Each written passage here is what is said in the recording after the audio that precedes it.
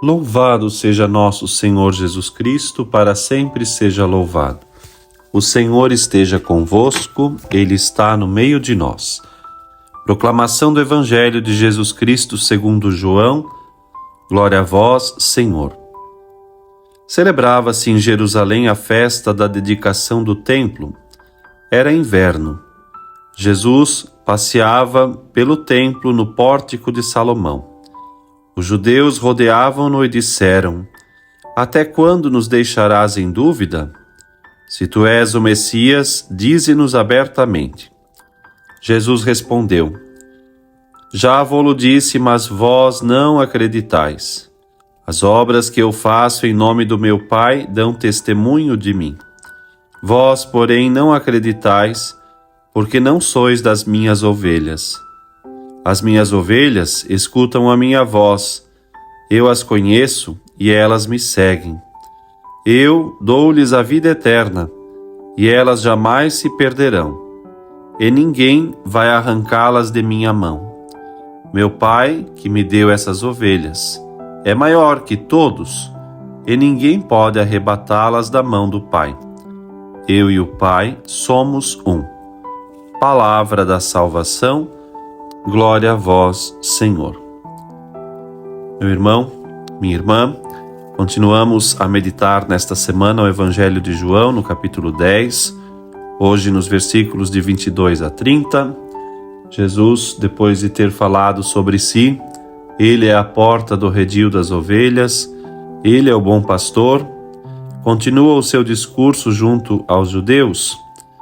E interessante que o Evangelho começa mencionando que o Senhor estava no pórtico de Salomão e estava em Jerusalém para comemorar uma data festiva, a dedicação do templo. No livro de Judas de Macabeus, falando de Judas Macabeu, depois de ter libertado Jerusalém da Síria, e assim purificou todo o templo diante das profanações que aconteceram. E por conta deste episódio, todos os anos celebrava-se em toda a Judéia o aniversário da purificação do templo e a dedicação do altar.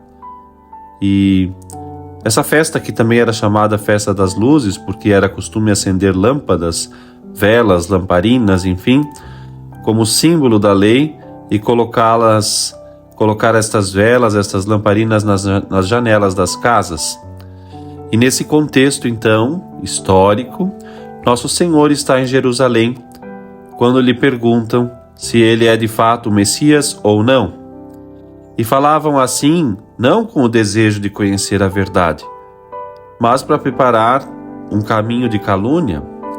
Em outras ocasiões, Jesus tinha já se manifestado com suas palavras, com suas obras, que manifestavam que ele era o Filho de Deus. E também se tinha dado a conhecer explicitamente como Messias e Salvador, quando falou à samaritana, se lê neste Evangelho de João, ao cego de nascença. Diante de boas disposições destes, o Senhor se manifestou como Messias. Agora aqui, o Senhor repreende os que o escutam por resistirem a reconhecer as obras que ele realiza da parte do Pai. E assim, outras vezes também, o Senhor, aludindo às obras como meio para distinguir os verdadeiros profetas dos falsos, vai dizer: pelas obras vocês o conhecerão. Certo é que a fé e a vida eterna não se podem merecer só pelas forças naturais do homem. É um dom de Deus.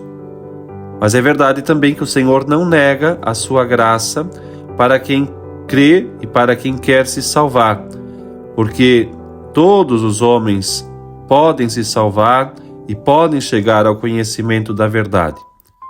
Ora, se alguém coloca um obstáculo ao dom da fé, esse próprio alguém é culpado pela sua incredulidade.